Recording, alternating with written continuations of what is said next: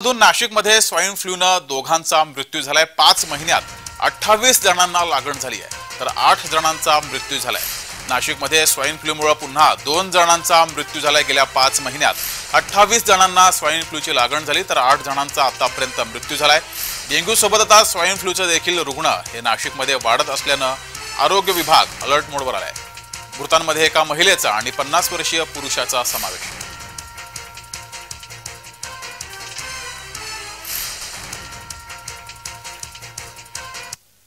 कसं आहे की स्वाईन फ्लू असो किंवा कोविड असो, या आजाराचे केसेस जरी पण साथ नसेल तरी मध्ये मध्ये काही 1-2 महिन्यात 1 किंवा 2 अशा केसेस आपल्याला मध्ये मध्ये दिसत असतात। त्याच्यामुळे ज्यावेळेस पण रुग्णांना लक्षणं असतील, ताप, सर्दी, खोकला, त्यावेळेस घरगुती उपचार न करता त्वरित डॉक्टरांच्या सल्ल्याने उपचार केलेले चांगले असतात।